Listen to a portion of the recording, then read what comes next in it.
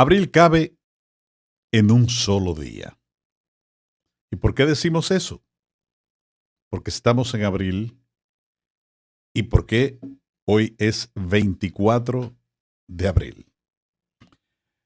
Vamos a ver qué está pasando con el caso de la joven Devani, ah, que se desapareció o que desapareció en el año 2021 y que ahora es que se está sabiendo parte de lo que ha sucedido con ella.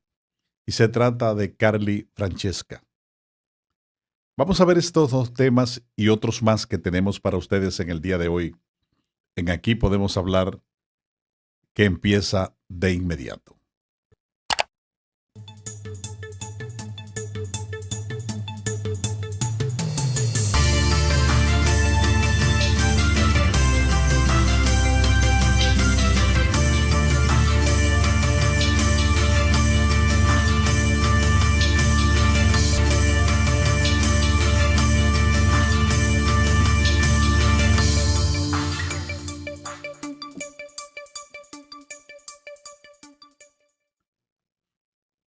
Amigas y amigos de todo el país, de todo el mundo, ¿qué tal? ¿Cómo están ustedes? Espero que bien en este viernes 24 de abril del 2026.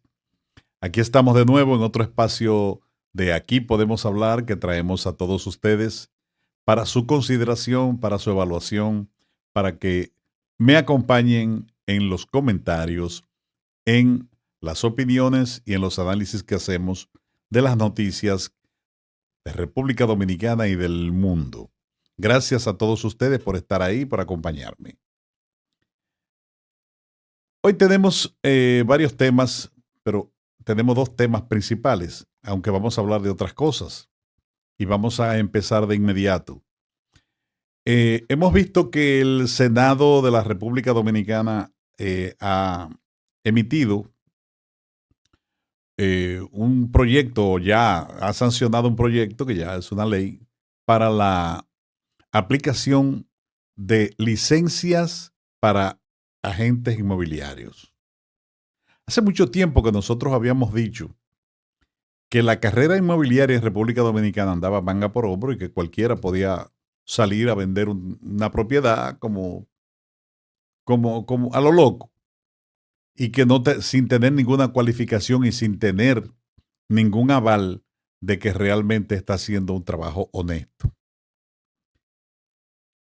Esto que se está haciendo ahora debió haberse hecho hace muchísimo tiempo. Hace muchísimo tiempo.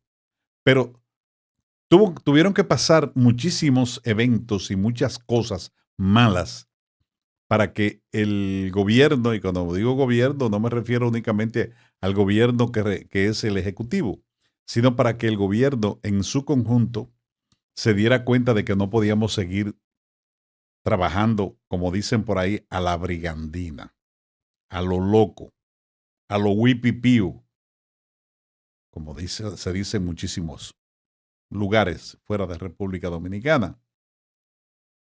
Por lo tanto, había que regular la cosa. Porque mire, si uno se pone a detallar aquí las cosas que uno ha visto en el campo de la inmobiliaria en República Dominicana, no termina. Y no solamente eso, no, sino que se va a espantar mucha gente de las cosas que se han hecho. Y sobre todo en áreas costeras, en áreas turísticas, donde viene mucha gente interesado en comprar, en adquirir una segunda vivienda, en adquirir una vivienda para vacacionar, algo así como tener donde tener solaz esparcimiento y también una manera como de ganar dinero porque también las rentan a corto plazo. Y hemos visto mucha gente que ha tomado los ahorros de toda su vida y lo ha invertido. Y cuando ha ido a buscar su propiedad no tiene nada. Nada. Y eso se venía denunciando desde hacía muchísimo tiempo y por eso a eso afectaba la seguridad jurídica de la que tanto se habla para la inversión extranjera, sobre todo en un país como el nuestro, que lo necesita. Pues eso estaba pasando sobre todo en Punta Cana, Sosúa, Puerto Plata, pero más Punta Cana últimamente, porque era un desorden lo que había, de gente vendiendo como a lo loco. Y venía cualquiera y le vendía a alguien y cuando venía a ver no le había vendido nada y le había quitado el dinero, le había estafado el dinero. Y ahí habían abogados metidos en eso, ¿sabes? No se crean que son gente que... No, no hay profesionales del derecho metidos en eso. Y compañías estafadoras también. Empresas estafadoras registradas. Por esa razón, yo celebro y digo que es enhorabuena que haya llegado ese requisito de que la persona que quiere dedicarse a la venta de, de, de productos inmobiliarios tenga que tener una licencia. Ahora, yo conozco bien cómo funciona ese asunto en Estados Unidos porque yo, mientras estuve en Estados Unidos, estuve licenciado en Florida, sobre todo, que es muy estricto. El sistema de inmobiliaria en Florida es uno de los más estrictos que hay en toda la nación estadounidense. Y yo estuve licenciado mientras estuve allá, luego de que me fui, pues ya yo no necesito eso y entonces hay que estar viajando para estar haciendo cursos de, de educación continuada, tomando exámenes y esas cosas y yo no tengo tiempo para eso, pues lo dejé. Pero yo estuve licenciado en la Florida y el examen para eso, que lo provee el Estado, lo da el Estado. Eso no es de que usted y que va a pedir un permiso y le van a dar un permiso, una licencia. No, no, no. Usted tiene que ganarse la licencia. Y es un examen extremadamente difícil. En Florida no todo el mundo puede tener una licencia para hacer un inmobiliario, un real estate. No. Porque es un examen muy difícil que conlleva un conocimiento bastante amplio de la ley, y que usted tiene necesariamente que pasar ese examen para que se le otorgue la licencia, para que el Estado le dé la licencia, porque es una licencia estatal. Yo espero que aquí en República Dominicana se pongan unos límites y que a las personas que quieran ingresar en el negocio del bienes raíces también se le exija conocimiento de la ley, se le exija capacidad, cualificación y que se haga lo que se hace allá, que se hace una especie de screening, de colador, para ver si usted es una persona honesta y seria que puede desempeñarse en un negocio tan delicado como es la compra y venta de residencias, de casa, de productos inmobiliarios, donde hay dinero de por medio. Mucho dinero y mucha confianza. Yo creo que el gobierno debe aprovechar esta oportunidad para implementar exámenes que demuestren las capacidades de las personas que se van a dedicar a ese tipo de oficio o de profesión. Y que eso se mantenga regulado. Regulado. Que no haya fisuras por donde se puedan escapar estafadores que puedan poner en peligro la seguridad jurídica del país y espante a gente que quiere invertir en el país. Así es que yo espero que en esta ocasión el gobierno aproveche esta gran oportunidad que tiene para amarrar esa profesión a la ley, estrictamente a la ley, y que no haya que seguir escuchando ni seguir leyendo de actos indecorosos de estafadores que se meten a inmobiliario para engañar a los demás. Así es que, enhorabuena.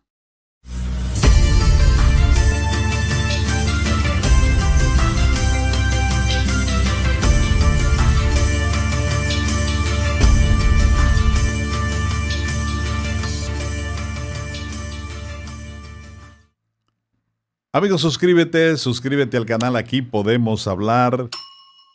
Aquí donde llevamos a ustedes las informaciones, los análisis, le llevamos las opiniones y las informaciones de manera tal que ustedes la digieran junto con nosotros y podamos interactuar desde esta plataforma.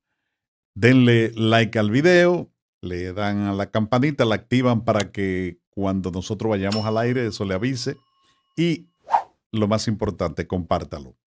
Compártalo para que otras personas también tengan el beneficio que tienen ustedes de vernos, de escucharnos, de decirnos las cosas que debemos mejorar, de comentar. Les pedimos que comenten. Sus comentarios son muy importantes.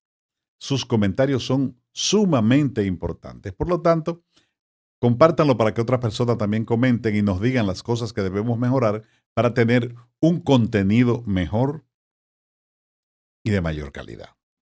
Esa es la idea. Vamos a pasar a otro tema importante. Un tema muy importante y es el día de hoy. Y dije que abril cabe en un solo día. Los que recordamos esa tarde de gloriosa de abril, del 24 de abril del 1965, cuando a la 1:30 de la tarde, José Francisco Peña Gómez, en el programa que se llamaba Tribuna Democrática, ese sábado, eso se transmitía a través de radio comercial. Recuerdo que puso el himno francés, la Marsellesa, de fondo, y ahí fue donde hizo el llamado al pueblo dominicano a sumarse al movimiento constitucionalista que declaraba el golpe de Estado, que se iba el triunvirato que estaba presidido por Donald Reid Cabral y que pedía la vuelta al poder del profesor Juan Bosch, quien había sido derrocado en septiembre de 1963 y se pedía el retorno a la Constitución de ese año. Y digo yo que fue una tarde gloriosa y yo me río porque me sonrío porque realmente fue, yo estaba muy jovencito, yo estaba muy muchacho cuando eso. Estoy declarando mi edad prácticamente, estaba muy muchacho cuando eso. Pero todos sentimos ese fervor patriótico, ese fervor de constitucionalista, desde los más viejos hasta los más jovencitos, cuando se hizo el llamado a través de radio comercial en la voz de José Francisco Peña Gómez. Y fue una tarde gloriosa porque yo estando en un pueblo del interior, en Mao Valverde, vi cómo reaccionó la gente. Por eso es que me gustó cuando alguien dijo esta mañana en un programa de comentarios y de informativos que el movimiento de la revuelta de abril no fue un movimiento solamente de la capital, sino que fue un movimiento nacional. Y él explicaba por otras razones, decía que porque todas las dotaciones militares se sumaron a la revuelta, pero había que ver el pueblo, había que ver la gente. Aún en ese pueblo, muy apartado de la capital, que es Mao Valverde, había que ver la gente alegre, feliz, eufórica, dispuesta a cooperar con el movimiento constitucionalista. Eso yo lo vi. Eso no me lo cuenta nadie. Eso no me lo puede contar nadie porque eso yo lo vi y lo palpé. Y lo palpé de gente que yo jamás en la vida iba a pensar que podía coincidir con un movimiento constitucionalista. Yo recuerdo que se estableció un centro de acopio de ayuda para los que se envolvieron en la capital en la actividad bélica y política. Y ese centro estaba ubicado en una estación de radio llamada Radio Mao, que estaba ubicada, me acuerdo, en la calle Sánchez, cerca del parque de recreo de esa ciudad. Miren, allí no faltó de nada. Nosotros fuimos para allá porque fuimos a llevar lo que podíamos. No faltó de nada. Todo el mundo llevó lo que pudo, lo poco, lo mucho que podía aportar, pero se notaba que la gente lo hacía de corazón.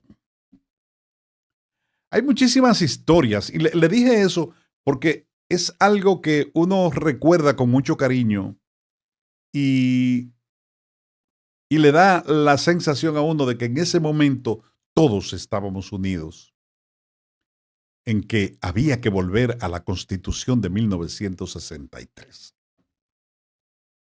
que lo que se había hecho había sido algo horrible, un trastoque a la democracia dominicana, que era incipiente, que estaba comenzando, pero que tenía visos democráticos esperanzadores para el país, después de haber salido de la tiranía de Rafael Leónidas Trujillo Molina. Hay muchas historias alrededor de la revuelta, de esta gesta heroica, algunas basadas en hechos reales, otras tergiversadas a propósito para desvirtuar la realidad. Pero un hecho que a todos nos debe hacer sentir orgulloso es que eso sucedió y fue un grito de esperanza, fue un grito de rebeldía contra esos que en el momento en que la República Dominicana estaba comenzando a transitar el sendero de la democracia, se interpusieron y le dieron un golpe de Estado a Bosch. Pero lo triste de esto es que hoy día persisten fuerzas en el país que intentan ocultar y manchar la memoria de gente honorable, valiente, decente, que prácticamente se inmoló en el nombre de la República Dominicana, en el nombre del pueblo. Hay mucha gente que hoy habla de que la revuelta de abril fue un grito de soberanía y no, no lo fue. No fue un grito de soberanía en el momento en que empezó. Porque en el momento en que se da la llamada al pueblo, esa llamada que hizo Peña Gómez al pueblo dominicano, no había ningún asomo de agresión extranjera al país. Era un asunto totalmente doméstico. No había amenaza de nada extranjero. Era un asunto doméstico que tenía que ver única y exclusivamente con el retorno a la Constitución del año 1963 y a reponer en el poder al verdadero dueño de la presidencia, que era Juan Bosch. El grito de soberanía, si se quiere resaltar eso, dentro de todo ese proceso se da a partir del 28 de abril, que es cuando las fuerzas intervencionistas de Estados Unidos invaden la nación, llamada por un grupo de antipatriotas, lacayos, entreguistas y apoyadores de la injerencia externa en asuntos de República Dominicana, quienes al ver sus intereses en peligro, porque eran trujillistas escondidos, que fueron los que le dieron el golpe a Bosch, le hicieron el llamado al presidente Lyndon Johnson para que enviara tropas a República Dominicana. Tropas que iban para Vietnam, porque en ese momento estaba peleando en Vietnam, pero destinaron 42,000 marines y lo mandaron para acá. Y por eso yo le digo a ustedes que eso no fue un grito de soberanía al inicio, sino luego, que hubo que defender la patria de una intervención extranjera. En ese momento. Esos traidores que hoy se pronuncian patriotas y defensores de la dominicanidad fueron los mismos que llamaron a los soldados extranjeros para que mancillaran con sus botas el territorio dominicano. Fueron los mismitos que llamaron a la Marina estadounidense. Son los que hoy hablan de que yo soy un patriota, ¿no? Y yo defiendo la dominicanidad, y yo soy hijo de Duarte, y yo yo defiendo con mi sangre la dominicanidad. Esos mismos que llamaron, cuando vieron que la cosa estaba apretada. Por eso es que digo que se ha tergiversado en mucho el propósito y la naturaleza de la revuelta de abril de 1965. Los que tuvimos la oportunidad de ver el inicio de ese movimiento, aunque estuviésemos pequeños, recordamos exactamente cómo fueron las cosas. Aquí hay mucha gente que nació después del 65 y no sabe un pepino angolo de qué fue lo que pasó ahí. Porque primero, ni leen información veraz, exacta, de fuentes fidedignas. Y segundo, se dejan llevar de cualquier cosa que dicen y lo sueltan por ahí, dicen cualquier cosa interesada, de gente que lo que hace es tergiversar lo que pasó allí. No había que estar en medio del conflicto en esa época. No había que estar en medio del conflicto bélico ahí en la capital, porque todo se sabía inmediatamente a nivel nacional. Y sabíamos y nos acordamos de quiénes fueron los que, al verse derrotados, llamaron a la intervención y a la invasión. Porque el ejército constitucionalista tenía ya el triunfo en sus manos. Y si esos mismos que hoy se dan golpe de pecho y quieren imponer su pensamiento arcaico, atrasado, retrógrado y reaccionario a base de mentiras y falsedades, esos mismos fueron los que propiciaron la intervención de Estados Unidos. Esos mismos, eso que usted lo ve hablando hoy de que yo soy nacionalista, yo soy esto, yo soy lo otro, y que esos mismos, no se dejen confundir.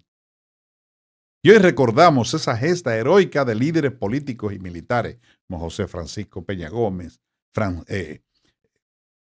Francisco Alberto Camaño, Rafael Tomás Fernández Domínguez, Juan María Lora Fernández, que murió en el Hotel Matum en Santiago, emboscado, Héctor Aristi, Ledesma Colón, y un grupo de hombres que les llamaban los hombres rana. Digo, perdonen los demás, porque son muchos a quienes hay que exaltar en el día de hoy. Pero ese grupo de hombres que se llamaban los hombres rana, entre los que se destacaba un italiano llamado Ilio Capocci, un haitiano llamado Jacques Vieux Renard, Andrés Dirosé Montaz, hay más, pero quien dirigía ese grupo era Manuel Ramón Montes Aranche, que era uno de los grupos más preparados del mundo. Yo creo que a partir de la actuación de los hombres rana en la Revolución de Abril o en la Revuelta de Abril o como la Guerra de Abril, como le quieran llamar, fue que Estados Unidos pensó en crear lo que se llama el Navy SEALs. Porque eso no existía. Este grupo de hombres rana era un grupo preparado que podía bucear. Podía entrar era una cosa increíble. Era el grupo mejor preparado del mundo en ese momento. Y el entrenador principal, quien dirigía eso era el comandante Manuel Ramón Montes Aranche, pero tenía a Ilio Capocci como entrenador principal, ese italiano que se entregó a la República Dominicana. Y eso era un grupo armado del ejército. Bueno, sabían pilotar aviones, ellos eran de todo, sabían pilotar aviones, podían bucear, podían entrar por áreas donde no entraba más nadie, podían hacer una serie de cosas que era imposible que los militares normales pudieran hacer. Y esa gente participó en la Revuelta de Abril. Daba gusto. Busquen y lean lo que eran los hombres rana en República Dominicana, para que ustedes tengan una idea de la preparación que tenía esa gente. La Revolución de Abril, la Revuelta de Abril, la Guerra de Abril, se celebra hoy. No hay mucho escándalo. No hay mucho alboroto. Porque mucha gente se ha encargado de echarle tierra. Y es una pena. Es una gran pena que eso esté sucediendo, porque realmente fue algo grandioso. Y que la historia dominicana debería recogerlo como un acto heroico. Pero de Balaguer para acá, todo eso había que borrarlo. Balaguer se encargó de echarle tierra a toda esa vaina. Yo no me voy a poner aquí a explicar por qué, porque aquí todo el mundo sabe por qué. El que se haga el pendejo, se sigue haciendo el pendejo.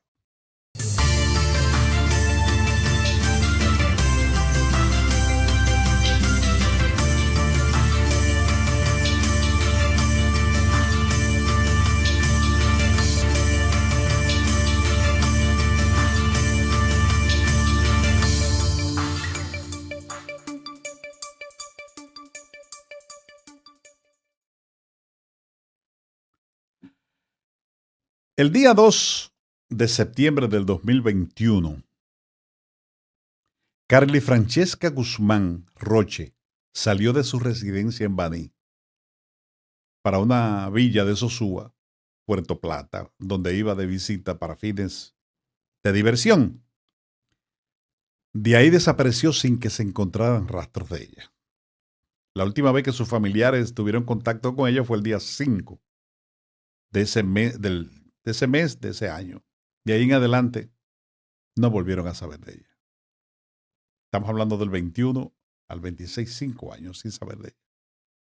Se hicieron denuncias al DICRIM y a los investigadores por parte de la familia de que la última persona con quien ella había estado era con un estadounidense, un norteamericano, que aparentemente rentaba o poseía la villa donde se hospedaba la joven. Según notas de esa época, los investigadores allanaron la villa donde ella se hospedaba e investigaron al individuo con el que supuestamente ella estaba. Pero de ahí no pasó nada más. Nada más. Según se dice, y eso hay que investigar más profundamente, pero según ya se está diciendo, el extranjero en cuestión es el jugador de la National Football League, de la NFL, Michael Morris Pennell Jr., quien fue interrogado en esa época y dejado en libertad y salió del país en el año 2021. Y no ha vuelto más. La villa en cuestión, que al parecer pertenecía al jugador, fue vendida en septiembre desde Estados Unidos. Septiembre de este año, del año pasado, perdón, del 2025. Y él o los nuevos dueños de la propiedad decidieron hacer unas remodelaciones en la misma. Para sorpresa, en excavaciones cerca de la piscina, porque los nuevos propietarios o el nuevo propietario quiere hacer una remodelación y están excavando cerca de la piscina de la propiedad, ahí encontraron una osamenta que resultó ser sospechosa de pertenecer a la joven Carly Francesca. Se mandó a hacer una prueba de ADN con muestras comparativas con la de un hijo que ella había procreado. Y efectivamente los restos corresponden a la joven. El procurador fiscal de Puerto Plata, el señor Kelmy Duncan, una persona muy decente y muy respetable, quien es el representante del Ministerio Público aquí en Puerto Plata, como les dije, informó que tras la identificación de los restos de la joven desaparecida, Carly Francesca Guzmán Roche, el caso ya no es una desaparición, sino que pasa a calificarse como un homicidio. El Ministerio Público informó que un equipo de fiscales realizan las diligencias del lugar para esclarecer la muerte de la joven oriunda de Baní. Bueno, se debe proceder al sometimiento a la justicia contra las personas con las que se establezca vinculación al crimen, claro que sí. Y la persona con quien ella estuvo,